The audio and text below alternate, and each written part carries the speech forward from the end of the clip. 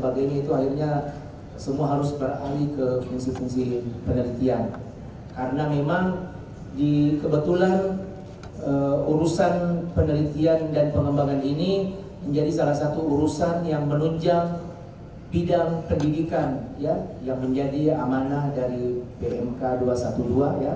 PMK 212 itu mengharuskan seluruh daerah mengalokasikan anggaran dengan nilai tertentu untuk bidang pendidikan, bidang kesehatan, bidang infrastruktur, honor P3K dan dana kelurahan. Jadi KB ini juga barangkali belum semua teman-teman pahami, jadi saya sampaikan di kesempatan ini. Jadi memang ada 1,6 miliar yang tadinya direncanakan untuk fungsi pelaksanaan fungsi perencanaan itu kemudian beralih ke fungsi bank. Jadi hari ini karena kita juga masih sangat awam, karena jujur desain dari kegiatan ini juga barangkali hanya terbatas kepada kami dengan para kabit, dengan Ibu Kasubag Perencanaan. Teman-teman lain mungkin mohon maaf tidak terlibat terlalu jauh karena waktu itu hanya 2-3 hari saja kita mengolah apakah dana 1,6 miliar ini mau diolah kembali oleh Bapeda kembali ke tidak keluar dari Bapeda balik Bangkret atau akan keluar. Jadi memang waktunya saat itu sangat mepet. Jadi apa boleh buat saya dengan Bu Kasubag Perencanaan Bu Andi Dalla yang kemudian mengolah dengan cepat, dan waktu itu juga sempat berkomunikasi dengan Pak Dr. Agus Salim ya terkait ini. Nah, untuk kegiatan hari ini Pak Dr. Agus itu melekat pada kegiatan pengelolaan data kelitbangan dan peraturan ya. Jadi kegiatan kita hari ini itu pada program penelitian dan pengembangan daerah ya. Jadi hanya satu program yang terkait dengan Litbang ya, program penelitian dan pengembangan daerah. Jadi dia impactnya itu persentase inovasi hasil pengkajian dan kelitbangan.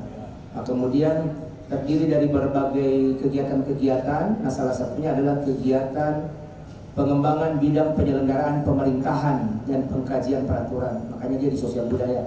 Nah, secara kegiatan dia masuk di sub bidang pemerintahan.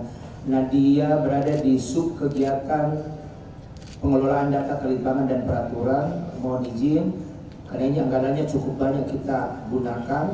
Ini nanti mohon perkenan Pak Dr. Agus Salim seperti apa nanti kami menyiapkan outputnya, yaitu jumlah data kelitbangan dan peraturan yang terkelola dengan baik. Ya, jadi sub kegiatannya termasuk kegiatan kita hari ini barangkali adalah bisa berkorelasi dengan output kita, jumlah data kelitbangan dan peraturan yang terkelola dengan baik. Mungkin kami sudah komunikasikan ke Pak Dr. Agus.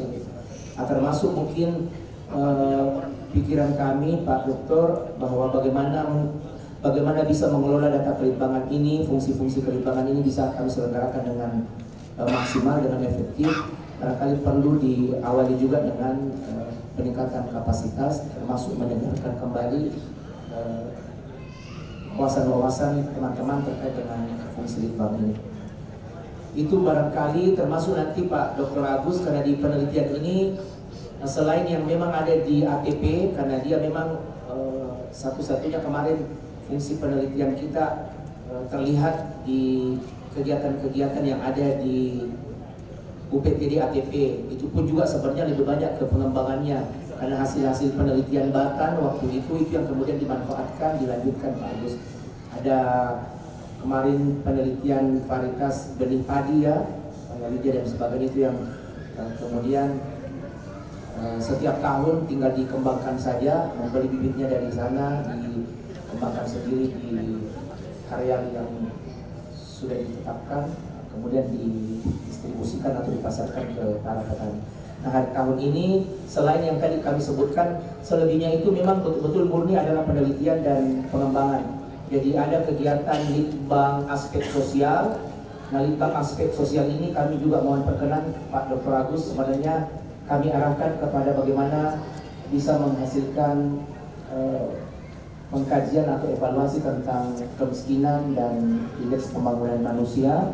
karena kita harap nanti output dari kelitbangan aspek sosial ini bisa memberikan dukungan muatan pada RPJPD, RPD, RKPD, karena subkegiatan ini judulnya penelitian dan pengembangan aspek sosial. Outputnya adalah jumlah dokumen hasil penelitian dan pengembangan bidang aspek sosial. Jadi karena aspek sosial mungkin lebih kami arahkan kepada kemiskinan dan IPM, ya.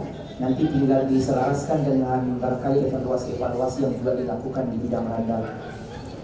Nah, kemudian juga di bidang sosial ini, di bidang sosbud ada penelitian dan pengembangan kependudukan, KB, pemberdayaan perempuan, Bu Adel ya. Dia outputnya kalau tidak salah yang master plan desain kependudukan ya. Ya, kebetulan memang ya GDPK Grand Design Pembangunan Kependudukan. Nah, ini memang sebenarnya dari zamannya Pak Asri pernah didorong, tapi selalu tidak lolos anggarannya karena sekarang ya alhamdulillah bidang sosbud sudah 2-3 tahun merintis, ini akhirnya bisa diwujudkan. Nah, kemudian juga ada penelitian di bidang kesehatan. Nah, kebetulan ini sebenarnya kami harus jujur sampaikan ini pokir karena Pak Faridudin waktu itu buat ya. Jadi ini sebenarnya pokir yang waktu itu dimasukkan di Pak Faridudin kaitan dengan penelitian dan pengembangan tentang kesehatan. Nah, kemudian selebihnya itu ada di bidang ekonomi ya. Bidang ekonomi ini penelitian dan pengembangan UMKM, koperasi. Nah, itu memang outputnya semua adalah jumlah dokumen hasil UMKM dan apa itu nanti sebenarnya kami lebih arahkan Pak Dr. Agus bagaimana teman-teman di ekonomi bisa mencari strategi bagaimana betul-betul bisa memastikan UMKM di Polewali Mandar ini betul-betul semakin eksis dan bertumbuh dengan baik, termasuk di belanjanya. Kalau tidak salah setelah hasil penelitian ini selesai nanti ada semacam penilaian kepada UMKM yang barangkali bisa kami bantu melalui Bapeda. Beberapa UMKM barangkali akan dikompetisikan mana yang paling layak dalam membantu pengembangan UMKM. Itu mungkin Pak Dr. Agus. Nah, termasuk kegiatan kita hari ini karena anggarannya cukup banyak, jadi pengelolaan data kelitbangan dan peraturan ini Pak Agus Salim barangkali kami bisa juga jadi bayangan kami awalnya Pak Dr. Agus. Pengelolaan data kelitbangan ini termasuk data-data inovasi yang ada di perangkat daerah itu kebetulan tahun lalu sudah kami lakukan, jadi kami sudah mengidentifikasi, bahkan kami sudah membuat sebenarnya dokumennya inovasi-inovasi yang dilakukan oleh seluruh OPD termasuk ringkasannya, ada latar belakangnya, tujuannya, maksud tujuannya dan sebagainya. Itu akhirnya alhamdulillah mungkin bisa jadi salah satu muatan, termasuk kami akan mencoba mengidentifikasi mana kebijakan-kebijakan yang lahir di Polewali Mandar yang memiliki naskah kajian akademisnya, misalnya Pak Agus Salim. Itu yang barangkali nanti kami kelola dan perlihatkan sebagai output-output di dalam subkegiatan ini.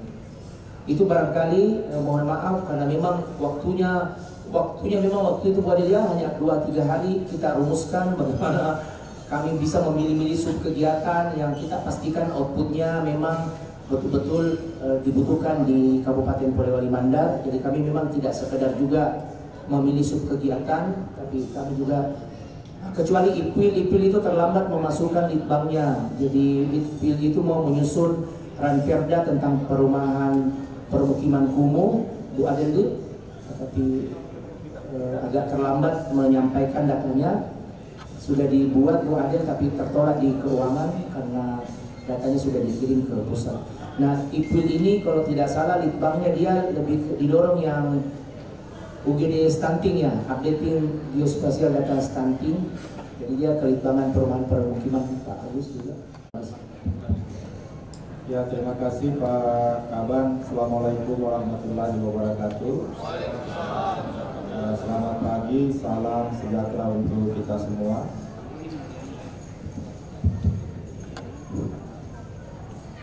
Ya, yang sama kita hormati Kepala Balitbangren, Bapak Sekretaris, teman-teman para kadin, tenaga fungsional, dan para peserta pertemuan yang saya hormati.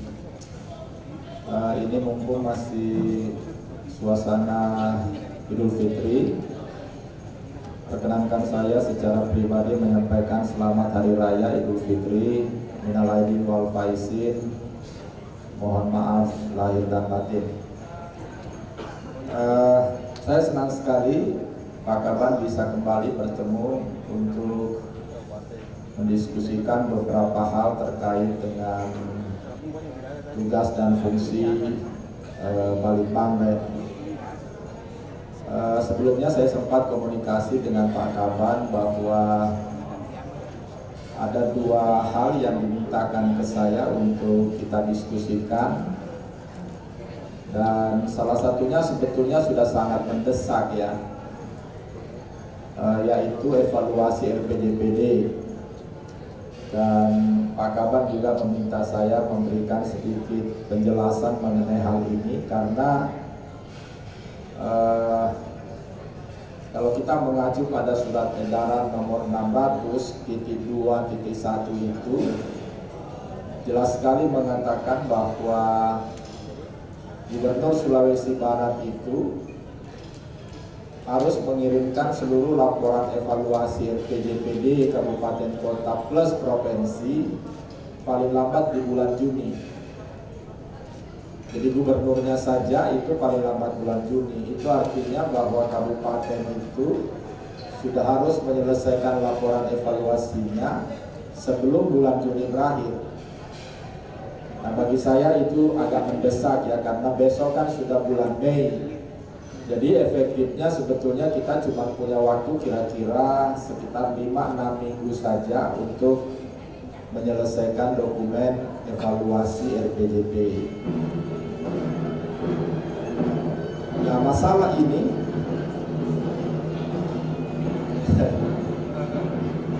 ya, mudah-mudahan masih kedengaran ya. Saya naikkan volumenya sedikit. Masalahnya evaluasi RPJP itu menjadi tidak mudah karena kita belum pernah lakukan. Ya, tidak ada daerah yang sudah melakukan evaluasi atas RPJPD-nya. Jadi kita tidak punya benchmark, kita tidak punya contoh bagaimana sebetulnya melakukan evaluasi atas RPJPD. Nah, yang membantu karena beberapa waktu yang lalu Kementerian Dalam Negeri sudah mengeluarkan surat edaran. Jadi kita mengacu saja di situ. Dan kalau kita komparasikan dengan Permendagri 86 2017 memang sedikit ada perbedaan, tapi perbedaannya tidak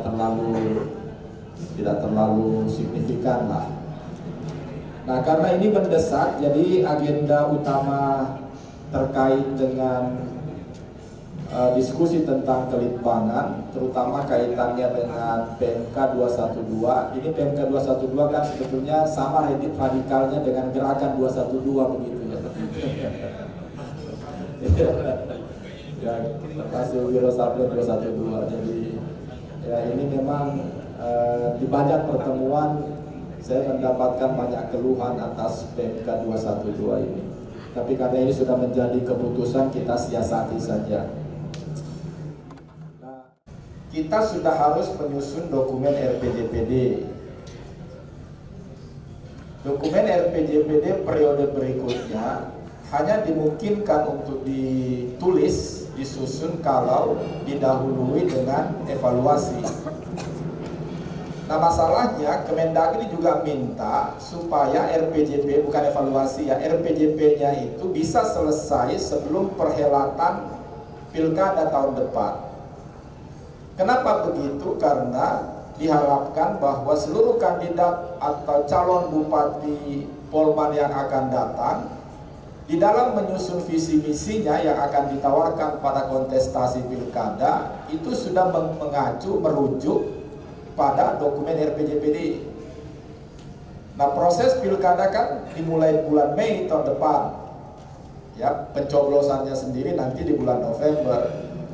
Jadi itu artinya bahwa dokumen RPJP kita itu sebaiknya selesai di Mei tahun depan paling lambat, supaya menjadi rujukan bagi seluruh calon bupati di dalam mempersiapkan visi misinya. Nah, masalahnya kemudian RPJP itu yang harus selesai paling lambat Mei tahun depan tidak mungkin kita susun kalau tidak diawali dengan evaluasi. Jadi itu sebabnya kenapa evaluasi sekarang harus disusun. Banyak pertanyaan, kemarin saya dapat pertanyaan dari Sopeng ya waktu bikin acara tentang orientasi RPJP. Kenapa ini sudah harus dievaluasi? Bukankah RPJP kita berakhir di 2025? Ini kita masih berada di 2023. Bagaimana cara mengevaluasi dokumen yang berakhir 2025 sementara kita masih berada di 2023? Ya, tapi karena situasi itu, pilkada serentak itu, pemilu serentak di 2024 yang mengharuskan kita melakukan evaluasi saat ini. Nah, teman-teman semua, karena ini prinsipnya evaluasi itu sebetulnya prinsip utamanya adalah semacam keinginan moral kita untuk melakukan perbaikan. Kita sudah melakukan pembangunan dengan mengacu pada RPJP yang lama. Nah, sekarang apa yang perlu kita perbaiki dari pembangunan yang kita lakukan kurang lebih 20 tahun terakhir.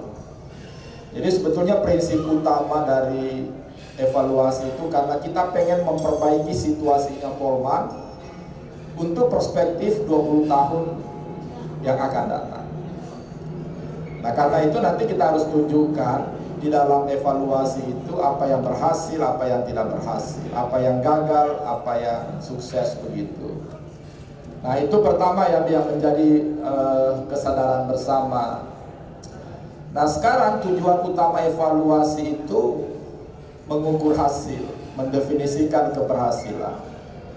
Jadi sekarang kalau misalnya Bapeda ditanya keberhasilan apa yang sudah dicapai Polman dalam 20 tahun terakhir, nah, kita tidak boleh garuk kepala, Pak. Saya tidak tahu juga itu apakah ini. Kita harus memberikan jawaban lugas. Jadi kalau kita ditanya selama 20 tahun terakhir apa yang berhasil dicapai oleh Polman, keberhasilan seperti apa. Nah, kalau kita berbicara tentang level keberhasilan pada RPJP, maka kita harus membicarakan keberhasilan pada level dampak. Kenapa level dampak? Karena perspektifnya jangka panjang. Kita tidak boleh mengatakan sudah sekian sekolah yang saya bikin, sudah sekian jalan-jalan yang saya rehabilitasi. Bukan itu jawabannya kalau kita melakukan evaluasi atas RPJP. Tapi bagaimana IPM-nya, bagaimana kemiskinannya, bagaimana ketimpangannya, bagaimana penganggurannya, bagaimana pendapatan per kapitanya, sejauh mana pertumbuhan ekonominya, dan seterusnya dan seterusnya. Nah, itu dimensi-dimensi impact yang harus kita sampaikan. Nah, berikutnya teman-teman semua menjadi dasar bagi penyusunan rencana berikutnya. Ya, jadi kita berharap bahwa RPJP yang akan datang merupakan keberlanjutan dari RPJP sebelumnya. Pembangunan itu sustainabilitas ya, keberlanjutan, kontinuitas. Jadi yang baik kita lanjutkan, yang tidak baik kita perbaiki. Nah, itu sebabnya nanti evaluasi itu sebetulnya menjadi feedback untuk penyusunan dokumen RPJP berikutnya.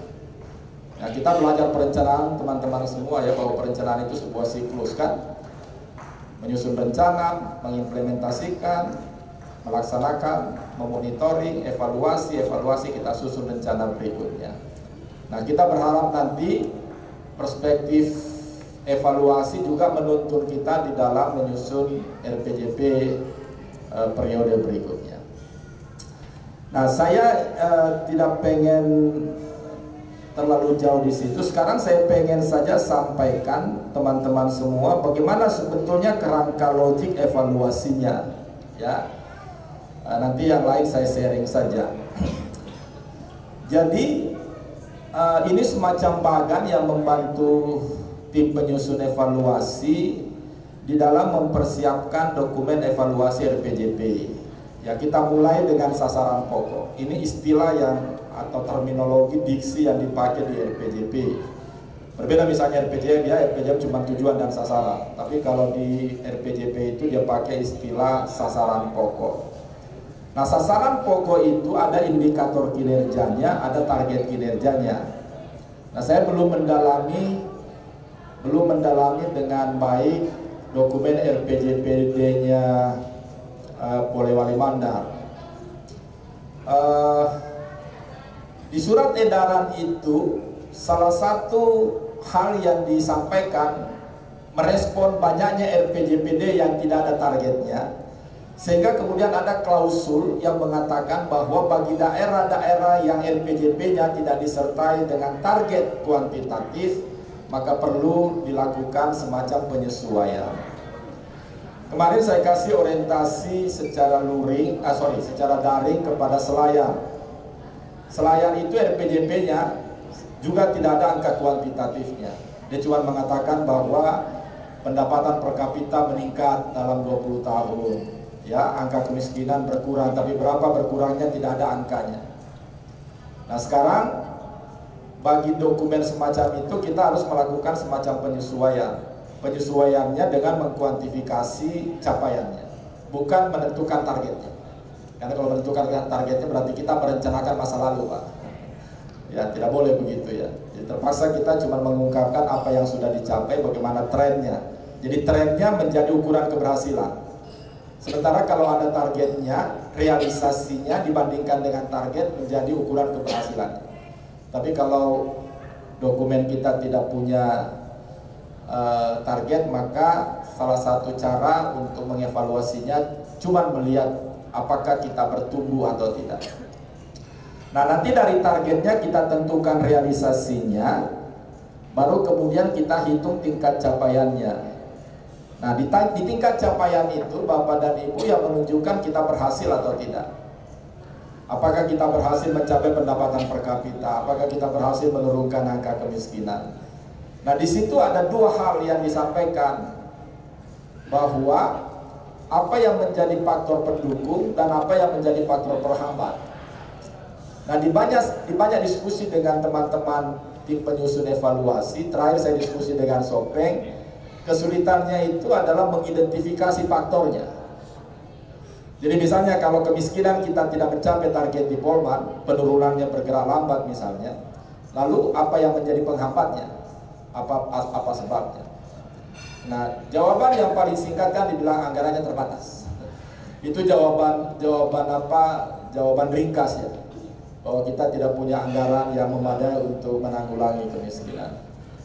Tapi kita harus mengevaluasi dengan baik supaya jawaban-jawaban atas pertanyaan kenapa kita tidak berhasil bisa menuntun kita untuk mendefinisikan langkah berikutnya, tindakan berikutnya di RPJPD berikutnya.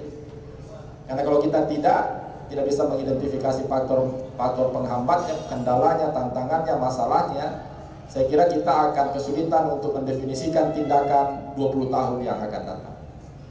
Nah, tantangannya di situ. Jadi bagi saya kesulitannya sebetulnya dievaluasi itu, pertama, bagi daerah yang tidak punya target kuantitatif itu satu problem.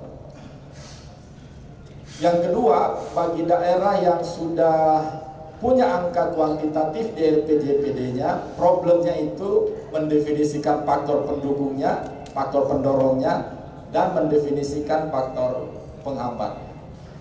Nah, di situ problemnya. Nanti kemudian tindak lanjutnya seperti apa. Jadi dokumen RPJP, teman-teman semua, evaluasinya itu ujungnya tindak lanjut, rekomendasi tindak lanjut. Kenapa mesti begitu rekomendasinya? Karena menjadi feedback, umpan balik bagi penyusunan dokumen RPJPD berikutnya. Nah itu kerangkanya teman-teman semua. Ini surat edarannya tolong dibaca. Di situ ada 4 formulir yang harus diisi.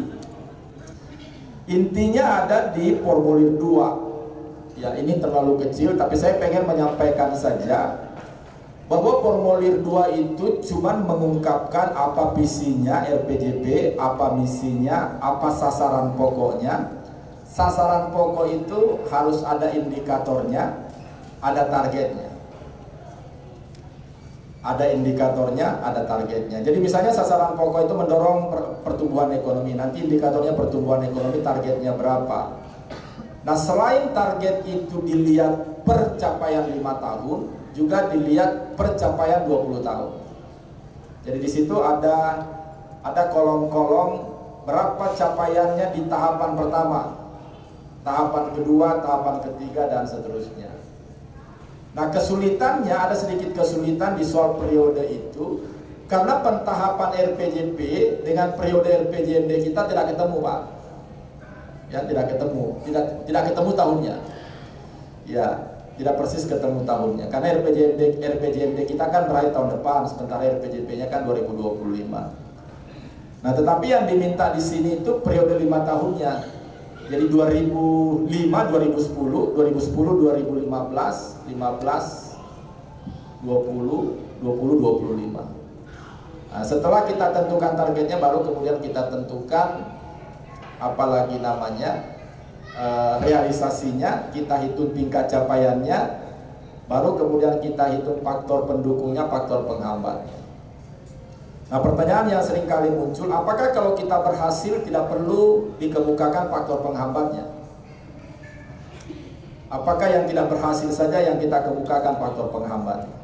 Nah bagi saya sebetulnya opsional saja. Kalau memang kita mencapai target, tingkat capaian kita misalnya di atas 100%, artinya kita mencapai target.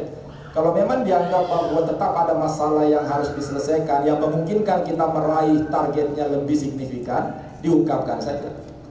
Tetapi yang jelas, jangan ada target yang tidak dicapai, yang tidak dikemukakan faktor penghambatnya. Ya, jangan ada target yang tidak tercapai, yang tidak dikemukakan faktor penghambat. Jangan ada keberhasilan yang dicapai, yang tidak diungkapkan faktor pendorong. Nah, jadi mesti begitu cara memandangnya. Nah nanti tabel-tabelnya saya kira gampang sekali Bapak dan Ibu isi. Ini juga saya sudah siapkan contoh-contohnya, ya, contoh-contoh pengisian formulir 2. Ini saya pecah-pecah supaya gampang diikuti, termasuk rumus-rumusnya di dalam menghitung tingkat capaian. Ya. Contoh-contoh faktor penghambat, faktor pendukung, usulan tindak lanjut, dan seterusnya. Nanti saya kira dibaca saja sebagai pengantar tidur. Nah biasanya baru 2 slide itu kita sudah tertidur. Ya, jadi nanti saya sharing saja teman-teman semua ya. Ini pentahapannya. Terus kemudian ada formulir 4. Formulir 4 ini ada kaitannya dengan evaluasi Permendagri 18. Ya. Cuman di sini ada kesalahannya. Ini yang bikin formulir 4 ini di Kemendagri pasti bukan ekonom, Pak. Pasti backgroundnya bukan sarjana ekonomi. Kemarin saya sampaikan itu di depannya Pak Wisnu sama Pak Adam. Kemarin saya sampaikan, saya bilang ini pasti bukan ekonomi yang bikin ini formulir 4, Pak Wisnu. Bilang, kenapa Pak Agus? Saya bilang itu 2 kali muncul PDRB per kapita dengan pendapatan per kapita. Itu di dalam ekonomi sama itu, Pak. Ya. Orang Bugis bilang Yamato. Ya, itu sebabnya kalau Bapak perhatikan Permendagri 18 cuma 6 itu.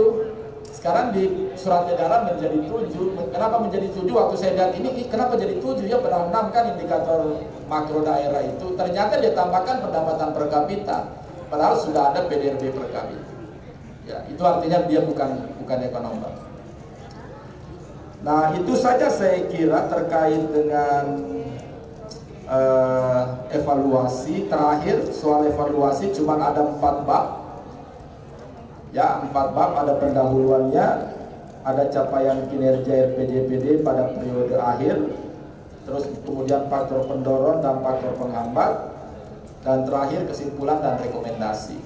Jadi kalau Bapak dan Ibu ikuti tadi itu kerangka logik yang saya susun terkait dengan evaluasi, saya kira Bapak dan Ibu bisa menyusun laporannya dengan baik. Yang dibutuhkan pemerintah provinsi itu untuk segera diselesaikan di formulir 2. Ya. Jadi nanti tim penyusun evaluasi itu segerakan menyelesaikan formulir 2. Karena di situ yang secara komprehensif memuat substansi-substansi yang akan dievaluasi. Saya kira itu untuk evaluasi sekedar pengantar saja. Nanti kita diskusikan kalau ada hal-hal yang membutuhkan elaborasi lebih jauh. Nah, sekarang saya pindah ke yang dimintakan yang kedua, ya, penguatan kelitbangan. Tadi saya dapat informasi dan memang saya lihat itu di dalam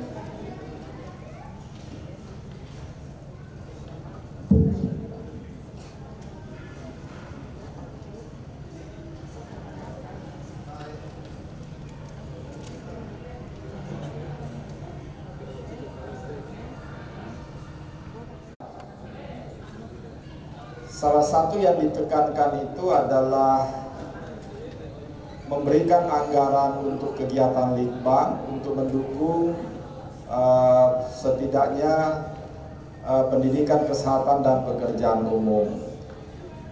Nah, sekarang bagaimana, tadi angkanya sekitar berapa, 1,6 miliar. Nah, cuman nanti problemnya tadi kan disebutkan bahwa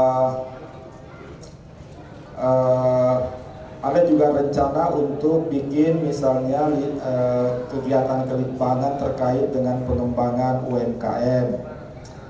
Tadi juga ada misalnya tentang perumahan kumuh, ya, dan sebagainya dan sebagainya. Bagi saya nanti mesti dilihat baik-baik karena PMK itu bersifat mandatori. Jadi maksud saya betul-betul penggunaannya, pemanfaatannya harus sesuai dengan apa yang diatur begitu di dalam PMK. Tapi kalau misalnya isu-isu IPM, isu kemiskinan, pasti dia berkaitan karena kan IPM di situ ada dimensi pendidikannya, ada dimensi kesehatannya, ada dimensi ekonominya, masuk infrastruktur dan seterusnya. Begitu juga dengan kemiskinan. Kemiskinan ada kaitannya dengan pendidikan, kesehatan. Jadi masih relevan, tapi nanti misalnya untuk pengembangan UMKM bagaimana relevansinya.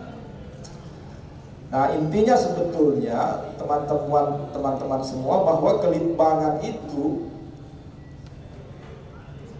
dirancang untuk mendukung perumusan kebijakan. Itu sebetulnya intinya. Jadi kita berharap bahwa tidak ada kebijakan yang diambil oleh pemerintah Polman itu yang sifatnya simsalabim. Tidak boleh ada kebijakan cening-cening aja dibilang orang Bugis, ya. Nah, semua harus berbasis pada hasil kelitbangan. Nah, hasil kelitbangan sendiri jangan dianggap bahwa penelitian yang rumit, kajian yang rumit, dan seterusnya. Kan hasil evaluasi kebijakan juga bagian dari kelitbangan. Kajian-kajian ringkas misalnya telahan kebijakan itu juga bagian dari kelitbangan. Jadi maksud saya jangan dipandang bahwa kelitbangan itu identik dengan penelitian yang butuh waktu panjang, anggaran besar, dan seterusnya. Kita bisa simplifikasi definisi kelitbangannya.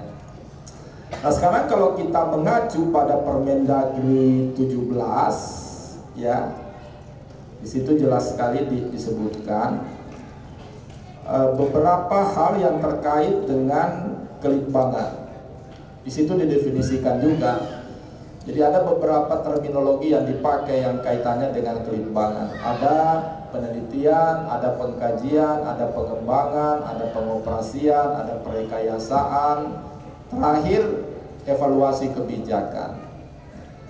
Nah, di situ disebutkan bahwa output dari masing-masing ini, terutama untuk penelitian pengembangan itu outputnya rekomendasi kebijakan. Ya, pengkajian, pengembangan, penelitian itu outputnya rekomendasi kebijakan. Sementara yang lain bisa outputnya naskah akademik, bisa policy brief, misalnya kebijakan, laporan hasil evaluasi, dan sebagainya dan sebagainya. Nah, termasuk di dalamnya inovasi daerah. Ya, tadi saya kira Pak Kaban berkali-kali menyebutkan bahwa kita perlu mendata misalnya seluruh inovasi yang dibuat teman-teman di perangkat daerah. Mungkin nanti dibikinkan semacam database dan seterusnya. Nah, ini saya ambil dari Permendagri 17 yang mengatur tentang kelitbangan. Di situ banyak outputnya sebetulnya ya. Tetapi yang lazim memang, terutama untuk tupoksinya Bapeda, di mana litbang melekat di situ, saya perhatikan sebetulnya di tiga kegiatan utama Pak, untuk litbang daerah. 1 penelitian, 2 pengkajian, 3 evaluasi kebijakan. Tentang pengoperasian, tentang perekayasaan, saya kira bukan kewenangannya litbang ya. Dan itu juga memang jarang disentuh itu, perekayasaan segala macam. Bagaimana menghasilkan misalnya teknologi tepat guna, saya kira bukan kerjanya Bapeda Litbang. Nah, ini beberapa outputnya ya, beberapa output laporan hasil penelitian ya, ringkasan eksekutif hasil penelitian, misalnya policy paper, risalah kebijakan, lalu kemudian policy brief, ringkasan kebijakan. Ini sekarang yang lagi didorong ya, lagi didorong di daerah, bagaimana menghasilkan semacam policy brief ya, ringkasan kebijakan. Jabatan saya di kampus sekarang, tugas saya itu satu-satunya teman-teman semua ya. Jadi saya dapat tugas sebagai kepala formulasi kebijakan publik di Unhas, dan tugas utamanya itu adalah menghasilkan policy brief yang lahir dari penelitian-penelitian yang ratusan setiap tahun yang dilaksanakan oleh Unhas, yang ditransformasi menjadi risalah kebijakan lalu kemudian dikirim kepada seluruh pemerintah di berbagai tingkatan. Sekarang sudah 2 policy brief yang saya hasilkan. Saya kira saya sudah kirim juga ke Polman 1 yang kemiskinan ekstrim itu, memangkas kemiskinan ekstrim. Saya sudah share kemana-mana. Saya sudah presentasikan di Jakarta 1 kali, di pemerintah Provinsi Sulawesi Selatan 1 kali. Tapi semua daerah yang masuk dalam kemiskinan ekstrim di kawasan timur Indonesia saya sudah share policy brief itu. Nah, ini mesti bagi saya mesti menjadi semacam budaya di dalam Litbang Polman untuk menghasilkan semacam risalah-risalah kebijakan terkait dengan isu-isu yang menonjol atau masalah yang menonjol di Polewali Mandar. Nah, ini beberapa determinan kemiskinan ya, faktor-faktor yang paling menentukan keberhasilan kelitbangan. Pertama, komitmen pimpinan. Jujur saja teman-teman semua bahwa litbang itu, kegiatan litbang itu menjadi semacam anak tiri di pemerintah daerah ya. Anak tiri itu bisa tercermin dari program kegiatan dan alokasi anggaran yang sedikit. Nah, sekarang sudah bagus karena PMK 212 mengharuskan pemerintah daerah itu untuk mengalokasikan anggaran yang jelas buat kegiatan-kegiatan kelitbangan. Jadi bagi saya ini sebetulnya sebuah angin segar bagi pemerintah daerah, terlepas dari bahwa ada trade-off anggaran kan. Trade-off-nya itu bahwa kalau kita membiayai meningkatkan anggaran di satu sisi, maka kita harus memangkas anggaran di sisi lain. Kan begitu sebetulnya trade-off-nya. Itu sebabnya tadi Pak Kaban menyampaikan bahwa anggaran perencanaan berkurang, tapi litbang naik. Ya begitu memang trade-off-nya, tidak bisa dua-duanya meningkat begitu. Karena anggaran kita ada pagunya, ada plafonnya. Nah, sekarang anggaran untuk litbang cukup signifikan kenaikannya 1,6. Saya kira banyak hal yang bisa dilakukan dengan anggaran itu. Lalu kemudian yang kedua, penguatan kelembagaan. Saya tidak tahu seberapa bergulir kelembagaan BRIDA di Polman ya. BRIN di Jakarta, terus kemudian diminta seluruh daerah itu bikin BRIDA, ya, Badan Riset dan Inovasi Daerah. Ini juga saya kira masih menjadi semacam diskursus, apakah nanti kalau ada BRIDA, Litbang tidak perlu, apakah BRIDA nanti harus menjadi satu lembaga tersendiri atau bisa tetap melekat di Bapeda dan sebagainya dan sebagainya. Diskursusnya masih begitu. Nah, yang ketiga saya kira tidak mungkin fungsi-fungsi kelitbangan itu berjalan dengan baik kalau SDM-nya terbatas. Ya. Nanti saya kira Ibu Andi Rahmi yang akan sharing pengalaman Sulsel, bagaimana melakukan kegiatan-kegiatan penelitian di Sulsel. Problemnya misalnya begini kemarin ya. Berapa? 2 tahun lalu kalau tidak salah, di awal COVID ada penelitian yang dilakukan teman-teman Bapelitbang Sulsel itu, penelitian tentang kinerja pelayanan rumah sakit umum daerah di Sulawesi Selatan. Sulsel itu punya 8 rumah sakit daerah, Pak.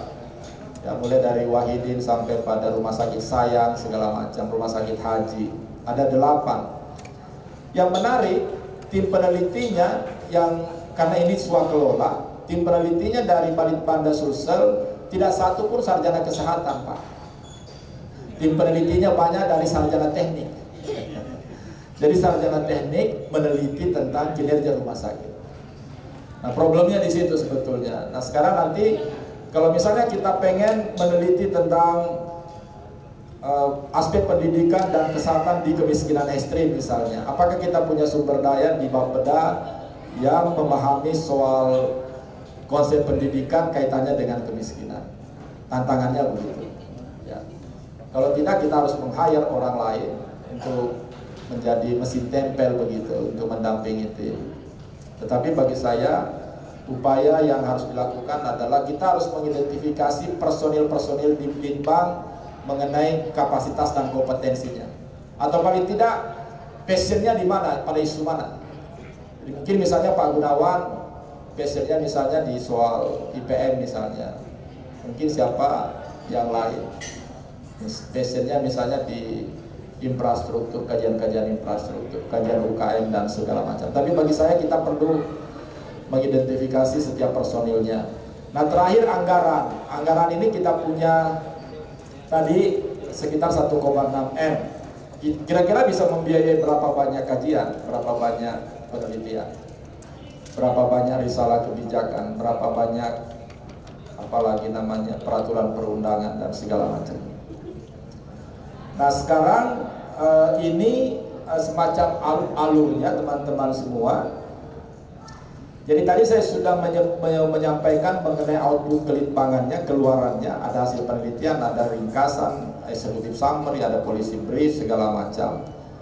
Nah, lalu kemudian dari output itu menghasilkan rekomendasi kebijakan. Di penelitian harus menghasilkan rekomendasi.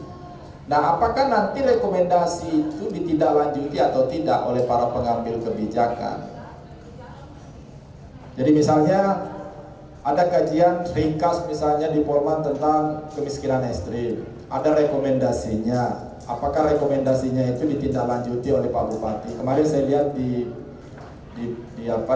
Facebooknya pemerintah Polman, saya lihat Pak Bupati kumpulkan seluruh camat ya untuk membicarakan mengenai penanganan kemiskinan ekstrim. Nah, nanti terakhir ujungnya dari kelitbangan itu apakah dampaknya?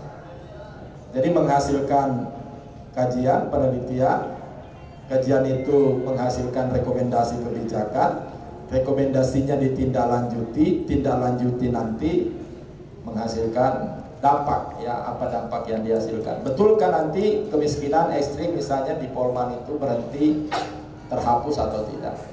Jadi keberhasilan kelitbangan kaitannya dengan kajian kemiskinan ekstrim, keberhasilan tertingginya bahwa apakah nanti kemiskinan ekstrim di Polman berkurang atau tidak. Nah, yang lain saya kira teman-teman semua ini tadi yang dimintakan oleh Pak Kaban, karena sub kegiatan dari ini adalah pengelolaan data dan peraturan perundangan. Nah, sekarang data-data apa yang terkait dengan kelimpangan yang harus dibuatkan database? Ya, yang harus dibuatkan database. Pertama tentu saja jumlah output kelimpangan. Berapa banyak hasil kelimpangan, entah penelitian, entah kajian, entah polisi brief, entah naskah akademik, entah laporan evaluasi, dan seterusnya dan seterusnya. Jadi dibuat listnya per tahun. Paling tidak kalau kita punya data 5 tahun terakhir, bagus sekali. Kajian apa yang dilakukan di 2018, 19, sampai dengan 2022, dan apa yang kita rencanakan di 2023. Lalu kemudian yang kedua, data kedua itu jumlah rekomendasi kebijakan yang bersumber dari hasil kajian, hasil penelitian. Jadi ada berapa banyak rekomendasi kebijakan. Jadi bisa saja misalnya satu penelitian menghasilkan 5 rekomendasi kebijakan. Bisa saja satu polisi brief menghasilkan 3 rekomendasi kebijakan. Jadi kalau bisa dibuat daftar listnya, berapa banyak rekomendasi kebijakan yang kita lahirkan dari kegiatan kelimpangan. Lalu kemudian yang ketiga, jumlah inovasi daerah yang bersumber dari hasil kelimpangan. Jumlah inovasi. Nah, saya tahu bahwa Polman terus menghasilkan inovasi, malah kan inovasinya dilombakan dan seterusnya. Ya. Nah, kalau misalnya perangkat daerah juga didorong untuk menghasilkan satu inovasi setiap tahun, berarti kan paling tidak kita bisa menghasilkan berapa puluh inovasi ya, setiap tahun. Nah, itu didokumentasikan dengan baik. Lalu yang keempat, nah ini yang paling penting saya kira, jumlah rekomendasi kebijakan yang menjadi input dalam perumusan kebijakan. Jadi setelah kita list misalnya rekomendasi kebijakan yang dihasilkan dari kegiatan kelimpangan, mana rekomendasi yang ditindaklanjuti? Ya, seperti apa bentuk tindak lanjutnya? Jadi kalau bisa kita bikinkan database semacam itu, saya kira akan bagus sekali ya. Karena ini bukan hanya terjadi sebetulnya di pemerintah daerah, itu terjadi juga di kampus. Di kampus banyak sekali penelitian, Pak. Unhas itu bisa menghasilkan sekitar 700 judul penelitian, Pak. Tapi berapa yang ditindaklanjuti? Bagus sekali kalau ada yang 5.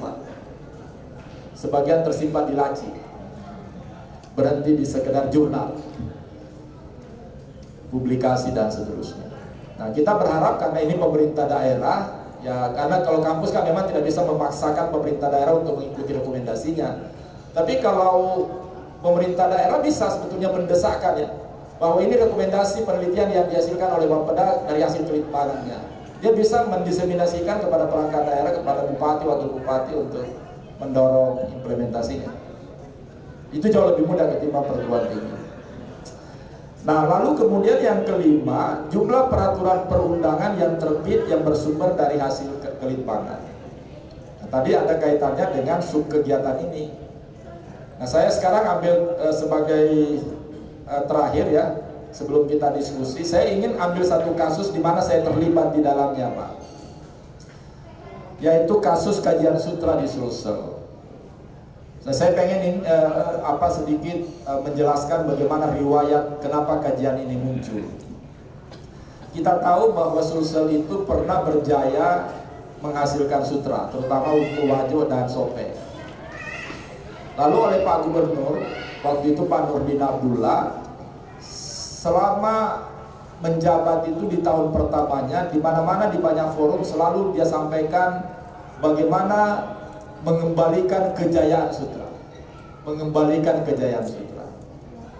Lalu isu ini dibawa kemana-mana, sampailah kemudian isu ini tiba di Bappenas, Pak. Ya, di Bappenas.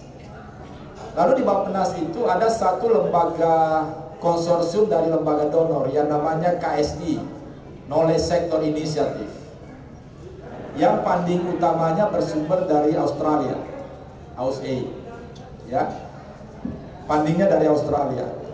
Jadi berdasarkan pertemuan beberapa kali dengan saya, kebetulan di tim Gubernur Sulsel, ketemu dengan timnya, Pak Rolim namanya dari KSI itu.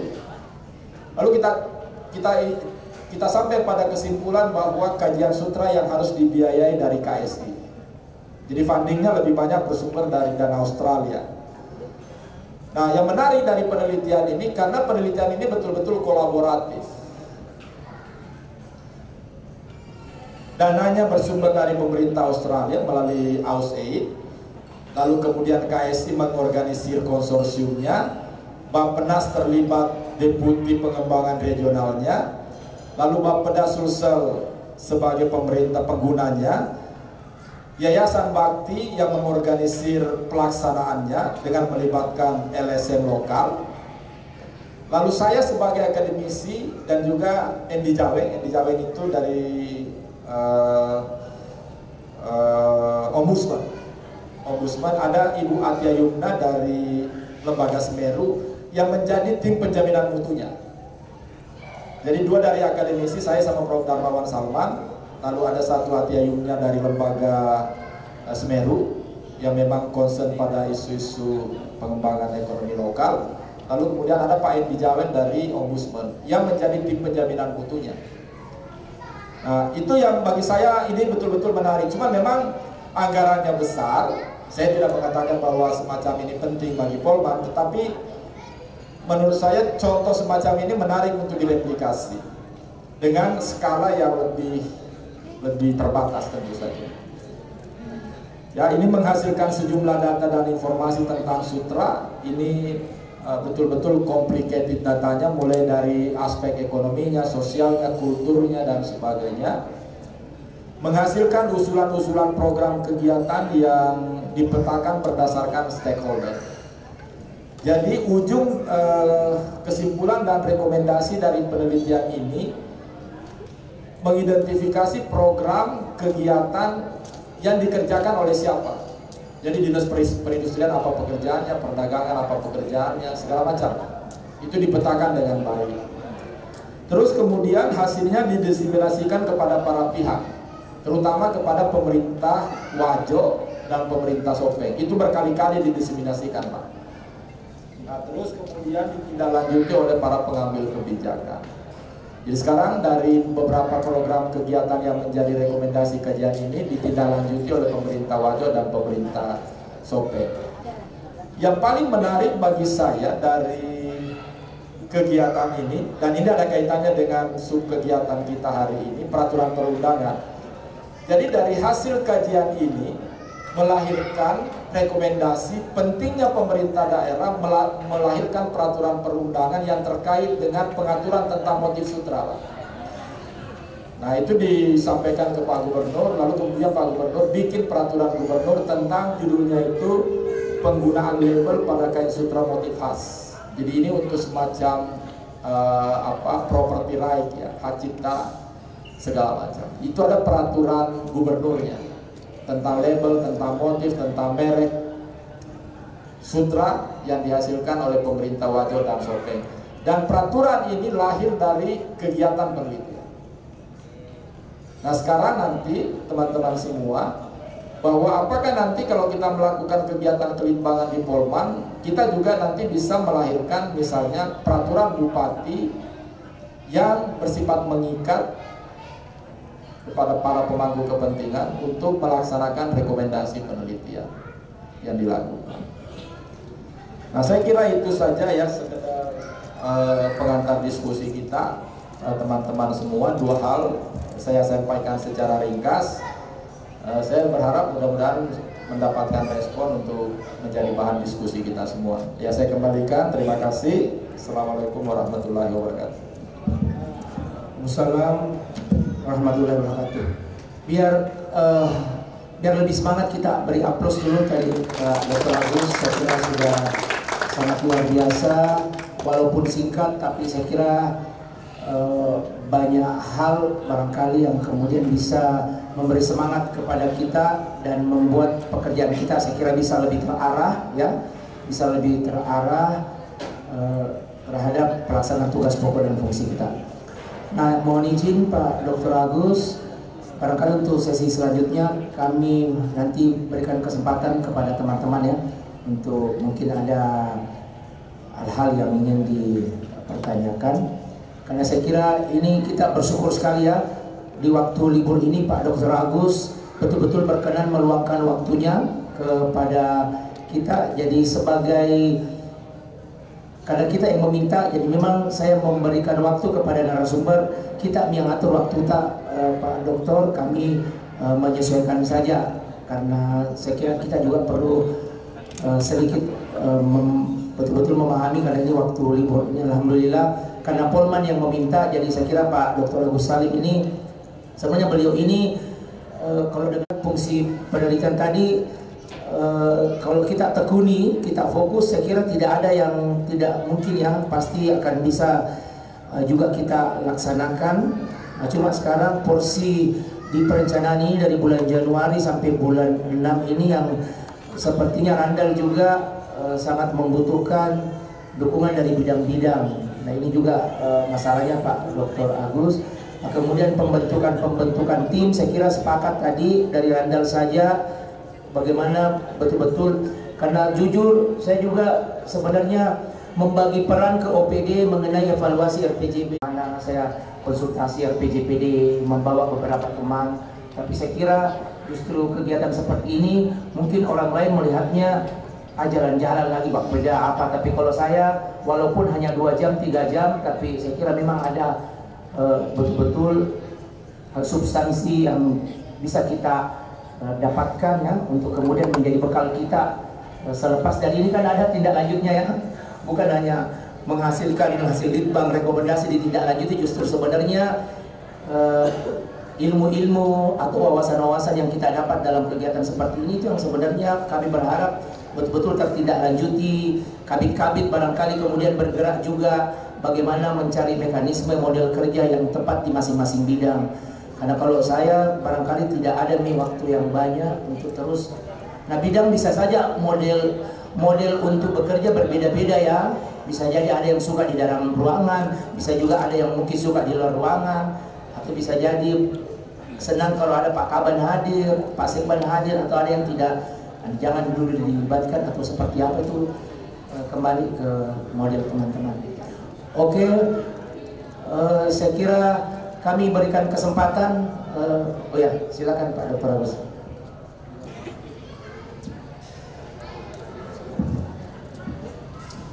Ya, ada satu hal yang terpikirkan setelah tadi ditambahkan oleh Pak Kaban. Teman-teman semua ini memang mesti perlu sedikit kerja keras tahun ini. Pertama, kita harus menghasilkan dokumen evaluasi RPJPD. Setelah itu kelar di bulan Juni, kita sudah harus mempersiapkan penyusunan RPJPD-nya. RPJP juga harus didukung oleh dokumen KLHS. KLHS mungkin tidak melekat di Bapeda, tapi nanti integrasi KLHS dengan RPJP harus dilakukan oleh Bapeda. Terus kemudian evaluasi RPJMD, karena kan RPJMD kita akan selesai di Januari tahun depan, ya. Itu juga harus dilakukan evaluasi RPJMD-nya. Nah yang tidak kalah penting, percaya saya teman-teman semua, sebelum masa berakhir Bupati Polman pasti akan ada peraturan Menteri Dalam Negeri, instruksi Menteri Dalam Negeri yang mengatur tentang RPD Polman. RPD, Rencana Pembangunan Daerah seperti yang dimiliki oleh Sulawesi Barat untuk 2 tahun, 2024 dan 2025, 2026. Nah itu artinya bahwa tahun ini kerja-kerja kerasnya banyak Pak. Nah tahun depan kita sudah harus mempersiapkan rancangan teknokratik RPJMD ya, karena aturannya mengatakan bahwa sebelum penetapan pemenang sudah harus ada rancangan teknokratik RPJMD tahun depan. Nah sekarang kalau kita terlalu berfokus atau bekerja berdasarkan struktur, repot Pak. Ya repot teman-teman semua. Ya, karena begini ya, Bapeda itu mesti memahami filosofi ini Bapeda ya. Bahwa kalau Anda terlalu berfokus pada pohon, Anda tidak mungkin bisa melihat hutan. Begitu filosofisnya. Kalau Anda terlalu berfokus pada pohon, Anda tidak mungkin melihat hutan. Masalahnya pekerjaan Bapeda itu pekerjaan membangun hutan, Pak, bukan membangun pohon. Karena RPJP kan seluruh pohon. Pendidikan, kesehatan, pekerjaan umum, perindustrian, perdagangan, segala macam. Nah, sekarang kalau kita bekerja berdasarkan bidang, berarti kita cuma memandang pohon, kita tidak memandang hutan. Nah, RPJP perspektifnya membangun hutan. Jadi tolong bekerja kolegial saja, meskipun ada struktur, sekali-kali struktur itu melebur di kerja-kerja kelompok, kerja-kerja kolegial. Jadi kita tidak perlu lagi, itu kewenangannya ini kewenanganku, ini batasan fungsiku, segala macam. Tidak akan selesai dokumen RPJP, tidak akan selesai evaluasinya. Jadi mari kita bekerja membangun hutan, bukan membangun tembok-tembok pohon.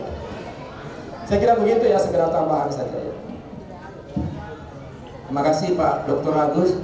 Ini dari KB, saya kira ini juga. Assalamualaikum warahmatullahi wabarakatuh. Alhamdulillahirrahmanirrahim. Allahumma shalli ala Muhammad wa ala Muhammad. Disyukur kepada Allah Subhanahu wa taala. Salawat dan taslim tercurah ke Rasulullah Muhammad sallallahu alaihi wasallam.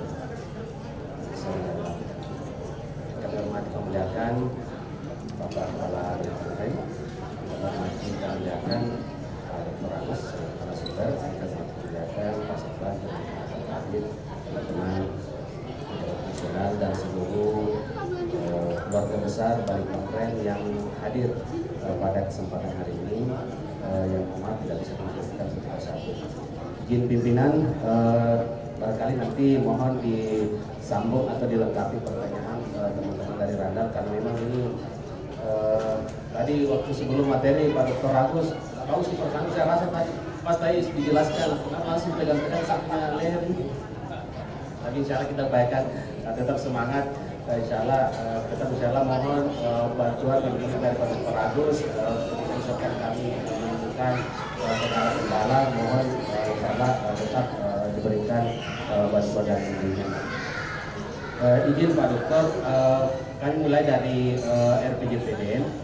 Di RPJPD-nya Polman, kami lihat visi misinya, divisinya maju mandiri sejahtera. Di visi maju mandiri sejahtera itu ada sasaran-sasaran utama yang kalau kami hitung-hitung tadi sasaran utamanya ada 13. Di maju itu ada 5 sasaran utama dengan 12 indikator utama. Kemudian di mandiri ada 4 sasaran utama dengan 6 indikator, dan di sejahtera ada 4 sasaran utama dengan 10 indikator utama. Totalnya indikator utamanya ada 28. Cuman masalahnya di indikator utama ini Pak Dr. Agus, teman-teman ini dan saya juga secara pribadi kami agak bingung kadang-kadang mencocokkannya dengan di form 2 yang tadi disampaikan. Karena yang paling pertama contohnya, izin minta Pak Dr. Agus, kami langsung bertanya ke teknisnya. Ini di sasaran pertama mewujudkan Kabupaten Pulau Limandar yang maju dengan sasaran keluar dari status daerah tertinggal. Ini sasaran utama ini tidak pernah muncul di RPJMD. Tidak, artinya indikatornya juga indikator utamanya dengan indikator utama dari sasaran ini yaitu adalah status daerah tertinggal Pulau Limandar pada tahun 2020 keluar dari daerah tertinggal. Artinya ini sebenarnya bisa diukur.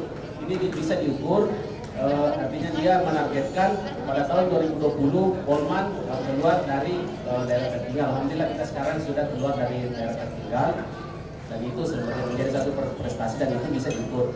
Cuma menjadi masalah di form 2, itu kan diukur ada ukuran setiap 5 tahun RPJMD. Ketika target di RPJPD ini ada dan tidak muncul di RPJMD, apakah itu dikosongkan atau bagaimana? Mohon petunjuk.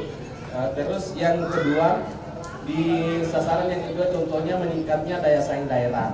Meningkatnya daya saing daerah ini indikator utamanya adalah jumlah dan nilai penanaman modal. Jumlah dan nilai penanaman modal ini targetnya bercabang.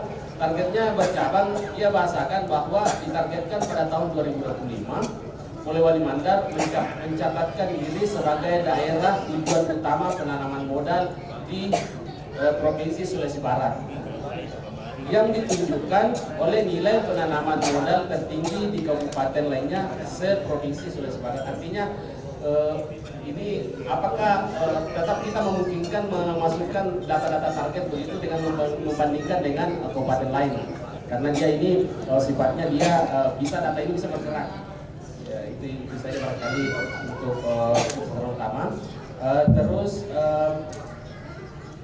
tadi seperti yang dijelaskan oleh Pak Dr. Agus, ada indikator dua indikatornya ada double PDRB per kapita dengan apa namanya pendapatan per kapita. Apakah dalam proses pelaporannya nanti tetap diikuti format atau satu saja dimunculkan? Kemudian untuk rekomendasi tindak lanjut dalam hal penyusunan laporan evaluasi ini, karena intinya kan seperti yang dijelaskan oleh Pak Dr. Agus, kita ini belum pernah mengalami. Apakah ketika kita sudah melakukan nanti proses evaluasi, ada rekomendasi tindak lanjut, apakah tetap perlu dikonsultasi publikkan atau langsung saja laporannya disampaikan dari kabupaten ke provinsi? Misalnya barangkali untuk sementara. Ya, terima kasih Pak Parito. Kalau saya sarankan Randal, kan dokumen RPJPD ini kan juga kita minta tolong Pak Dr. Agus Salim mendampingi kita. Jadi sebenarnya yang sifatnya teknis, saya kira nanti kita kerja saja dulu, nanti hal-hal teknis itu langsung kita perlihatkan pekerjaan Pak Dr. Agus Salim, khusus di indikator ini mengenai penanaman modal, kami buatnya seperti ini, mohon masuk kata, supaya tidak hilang kini yang tak. Jadi kalau saya sarankan yang hal-hal teknis juga nanti bisa betul-betul diperdalam di proses selanjutnya. Yang jelas target kita di bulan 6 bisa ada progres yang baik. Mau ditanggapi langsung Pak Agus Salim atau ke Pak Asad silakan. Kan Pak Dr. Agus ini bukan Assalamualaikum warahmatullahi wabarakatuh.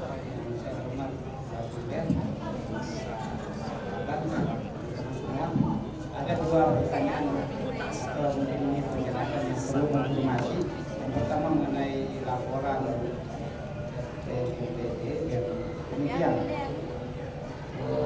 2-3 hari yang lalu sudah rapat kami saya kabari, ada pembagian tugas untuk penyusunan evaluasi. Kebetulan saya diperintahkan secara tidak langsung untuk menyusun itu ya. Jadi sudah 2 hari ini saya susun. Saya mungkin sedikit laporkan di formulir pertama itu kan ada misi. Kalau misi tidak ada persoalan karena tinggal di copy paste saja. Misi RPJPD itu ada 5 misi. Tapi di sasaran pokoknya di RPJPD memang tidak ada. Tidak dituliskan di sub khusus, tapi ada di penjelasan di paragraf-paragraf sasaran pokoknya sehingga saya tarik. Kemudian tadi Prof. Pak Dr. Agus bilang kita menyesuaikan saja dengan misi. Di sini sasarannya ternyata cuma 4, ya. Sementara misi kita ada 5, sehingga ada sasaran pokok yang menembak 2 misi. Ya, misalnya saya kasih contoh di sini, sasaran utama peningkatan daya saing daerah. Ini di mana sasaran ini adalah tahap akselerasi fokus pada peningkatan sumber daya saing daerah. Ini menembak misi 1 dan misi 4. Sementara visi-visi yang lain ada sasaran nanti saling tembak. Tapi di indikator di RPJP juga tidak ada. Yang ada indikator-indikator itu saya dapatkan di penjelasan di paragraf-paragraf di penjabaran dari sasaran, sehingga bisa disesuaikan. Jadi kolom itu bisa terisi. Berikutnya di kolom data capaian pada awal tahun perencanaan itu bisa kita telusuri dari laporan-laporan di tahun 2005, 2006 sehingga bisa menyesuaikan indikator yang disebutkan di RPJPD itu. Jadi bisa terisi semua. Jadi kolom misi sudah terisi, sasaran pokok sudah terisi, indikatornya sudah terisi, data capaian awal tahun perencanaan juga sudah terisi. Nah, kemudian yang menjadi masalah ini di kolom-kolom berikutnya, yaitu target capaian pada akhir tahun perencanaan. Ini sama sekali tidak ada target. Targetnya tidak ada.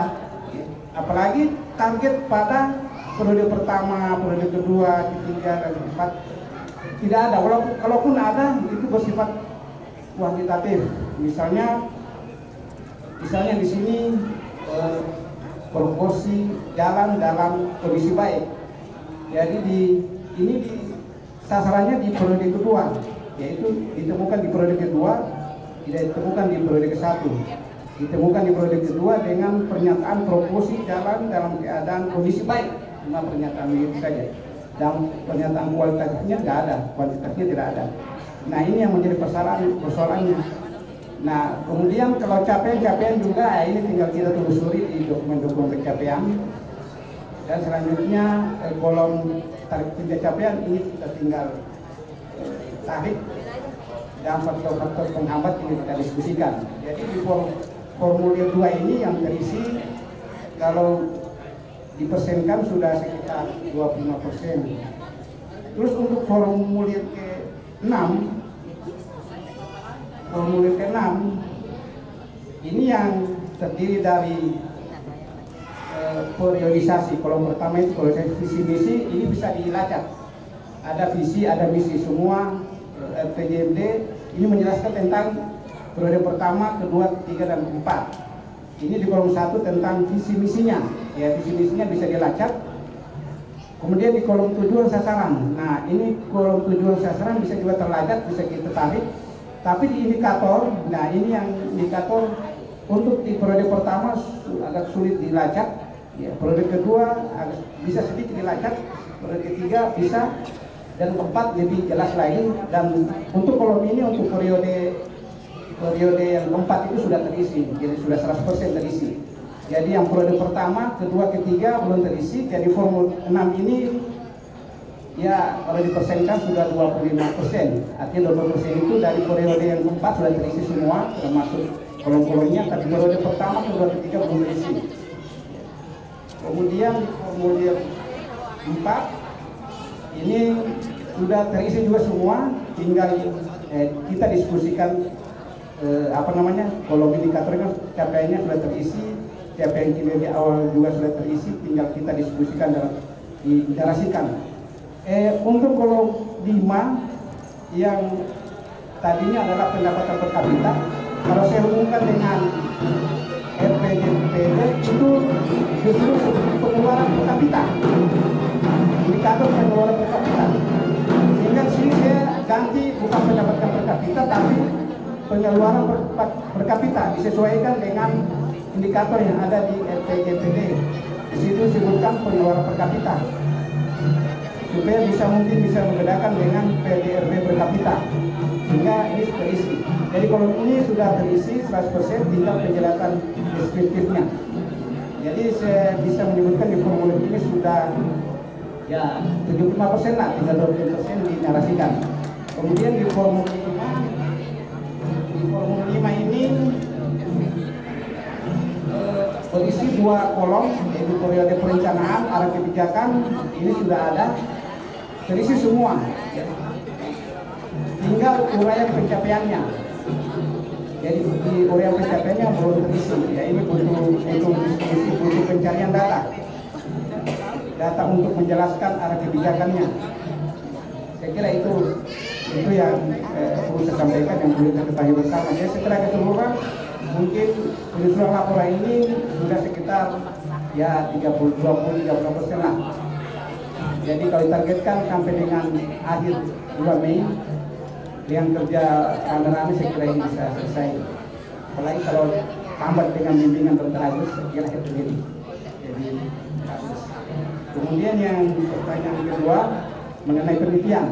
Nah, ini juga mengenai penelitian, ya, terutama dalam hal pernyataan tadi Dr. Agus, ketiadaan sumber daya. Ya, saya juga heran sebetulnya secara internal sebetulnya.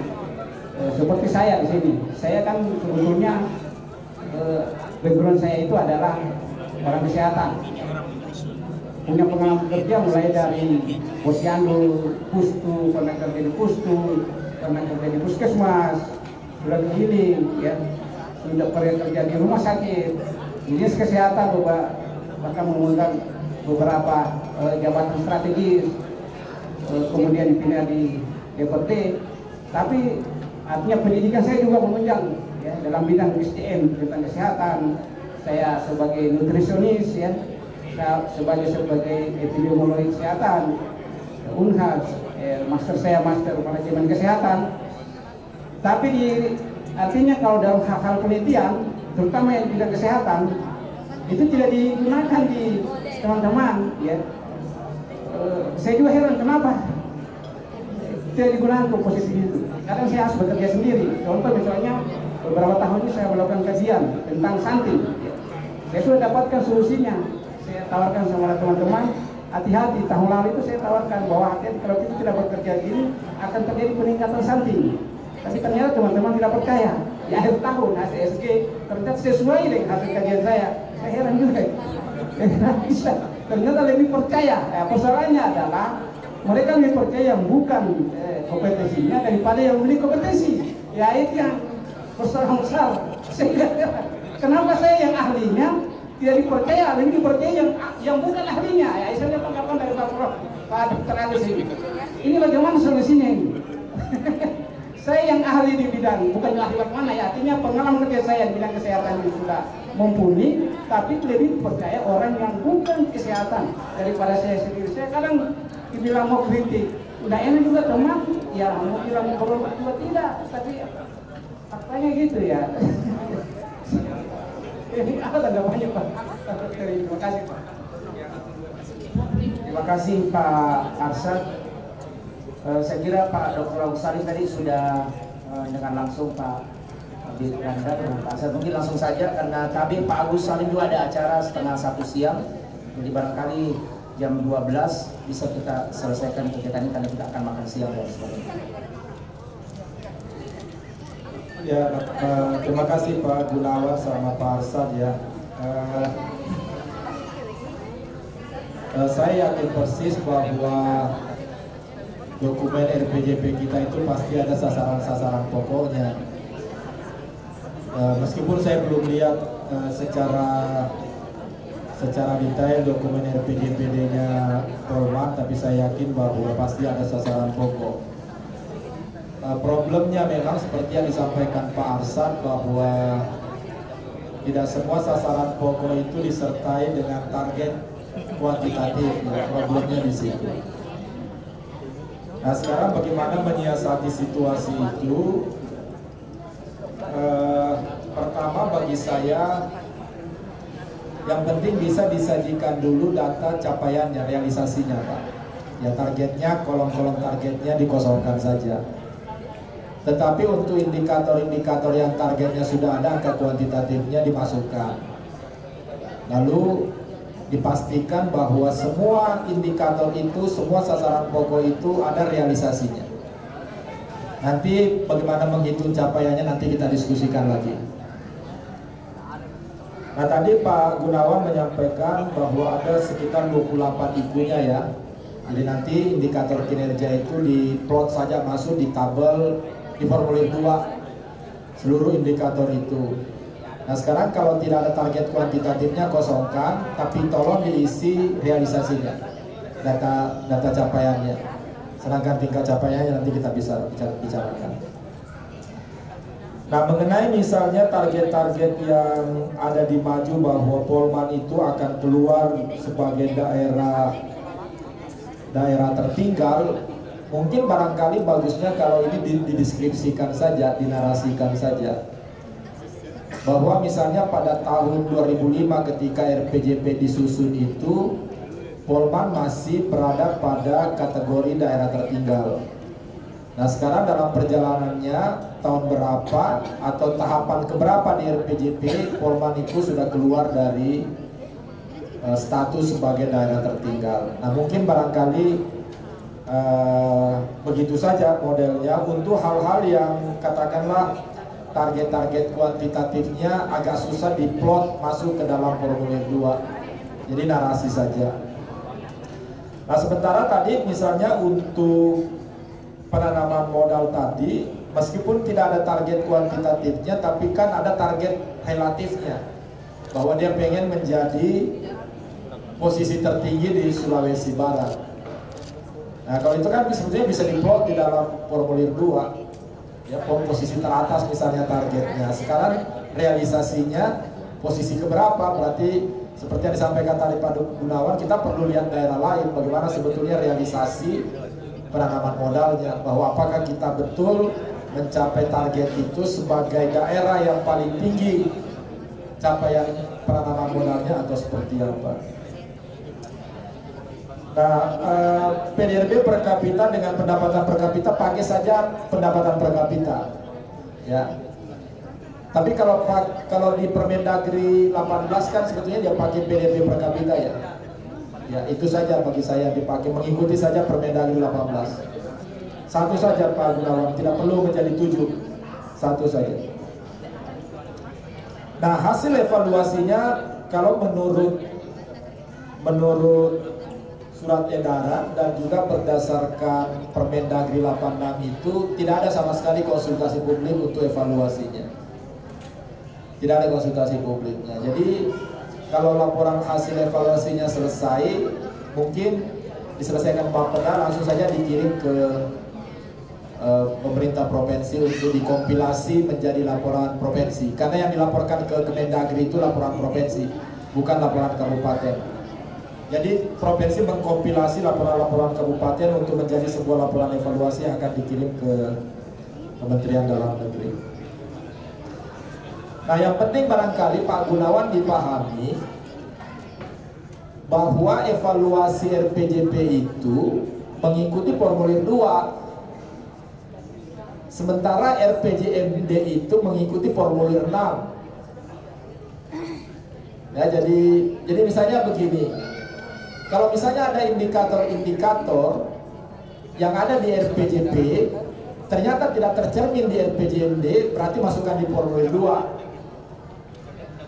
Nah sekarang kalau ada indikator-indikator yang ada di RPJMD tidak ada di dalam RPJP, masukkan di formulir 6. Formulir 6 itu bicara tentang evaluasi RPJMD per 5 tahun.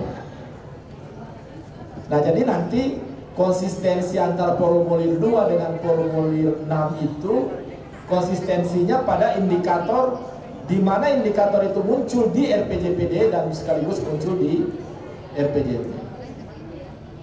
Ya jadi begitu anunya ya, supaya kita tidak salah. Nah melanjutkan pertanyaan dari Pak Arsad, itu formulir 5 Pak Arsad itu sebetulnya yang ada uraian pencapaian ya, itu sebetulnya diperuntukkan bagi daerah-daerah yang RPJPD-nya tidak memuat angka-angka kuantitatif.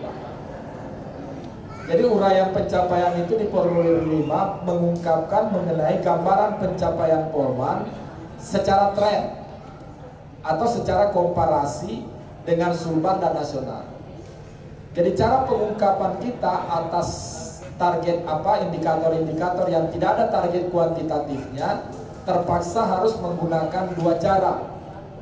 Melihat trennya, apakah terus membaik misalnya IPM, apakah kemiskinan terus menurun, dan kemudian mengkomparasikan dengan capaian provinsi dan capaian nasional, termasuk melihat apa lagi namanya kompositnya. Di surat edaran 600/21 itu, di situ ada contohnya bahwa kalau misalnya kita sampaikan IPM kita meningkat, diminta juga kita deskripsikan mengenai indeks kompositnya. IPM Polman meningkat itu apakah karena dimensi pendidikannya yang membaik, dimensi kesehatannya, atau dimensi daya belinya begitu. Tapi intinya bahwa formulir 5 itu lebih diarahkan kepada sasaran-sasaran pokok yang tidak ada target kuantitatifnya. Nah mengenai pendapatan per kapita, pengeluaran per kapita, yang dipakai itu pendapatan per kapita Pak. Tapi sekiranya di RPJP itu ada indikator pengeluaran per kapita, masukkan saja, karena ini memang 2 konsep yang berbeda. Pendapatan per kapita itu jauh lebih tinggi angkanya dibanding pengeluaran per kapita Pak. Karena pengeluaran per kapita itu dimensinya bulanan bukan tahunan. Ya.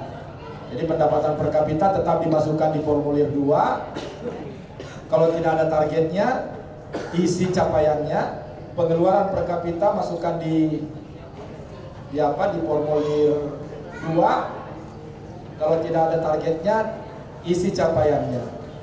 Nah sekarang pengeluaran per kapita jangan masukkan di formulir 4, karena formulir 4 itu 6 saja itu Pak, ya, sesuai dengan Permendagri 18. Jadi pengeluaran per kapita jangan pernah masukkan di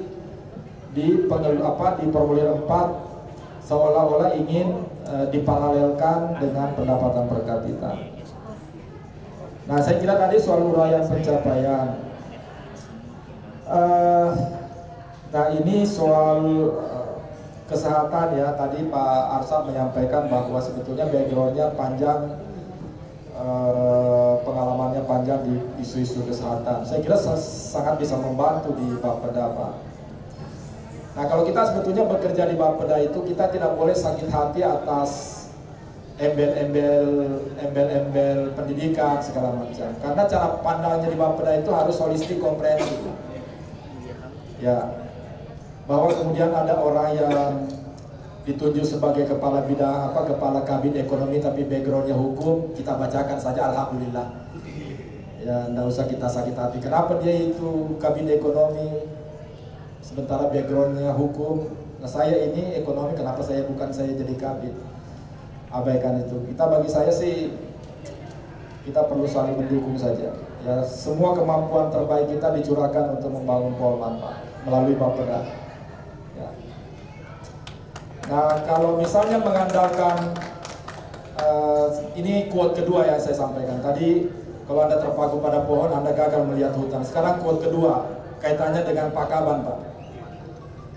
Anda bisa menuntun kuda menuju mata air, tapi Anda tidak bisa memaksanya minum. Jadi Anda bisa menuntun kuda menuju mata air, tapi Anda tidak bisa memaksa kuda itu untuk minum airnya. Nah, jangan kepala Bapeda memaksa Bapak dan Ibu untuk meminum. Jadi cukup kepala badan itu mengarahkan Bapak begini-begini, tapi mengerti mameki begitu berikutnya ya.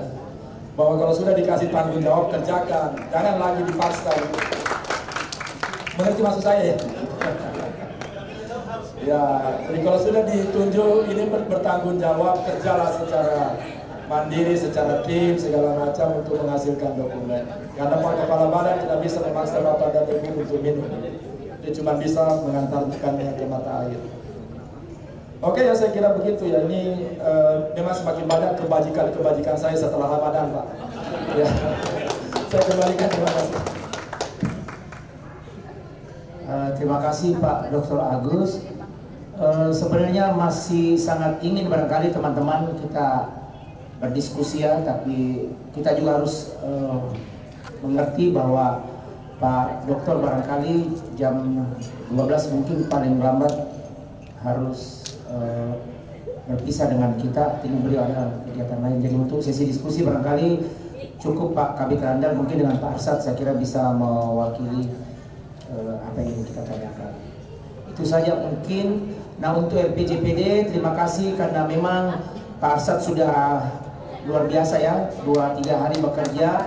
Nah karena memang kemarin Pak Dr. Agus Salim tanya ke saya bagaimana RPJPD-mu dek, kok sudah baca itu harus bulan 7. Nah makanya memang Pak Agus begitu kami masuk ke kantor karena susah mempertemukan waktunya bidang-bidang, nah, akhirnya kami diskusi per bidang saja, termasuk Randal.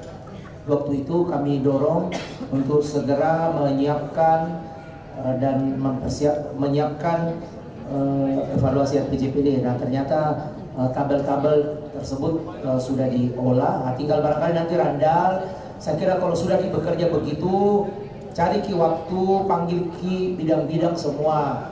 Ya toh karena program kegiatan terkait kemiskinan itu juga nanti ada di bidang-bidang. Program kegiatan terkait IPM itu ada di bidang-bidang. Jadi akan semakin sempurna kerja kita kalau hal-hal ini sudah didiskusikan ke mereka-mereka. Itu saja sih sebenarnya yang tinggal kita ingin lakukan. Nah hasilnya juga sudah ada, silakan saya diundang, nanti bisa kita teruskan hasilnya ke Pak Agus Salim dan kita mendapatkan lagi penyempurnaan dari beliau. Itu saja mungkin ya Bapak Ibu. Untuk sesi pertama ini mohon maaf barangkali ada hal-hal yang kurang berkenan. Terima kasih sudah luar biasa mengikuti kegiatan ini. Sekali lagi kita berikan aplaus kepada Dr. Agus Salim yang sudah berkenan hadir, dan kita akhiri sesi ini dengan ucapan Alhamdulillahirabbil alamin. Assalamualaikum warahmatullahi wabarakatuh. Mohon perkenan nanti jam 1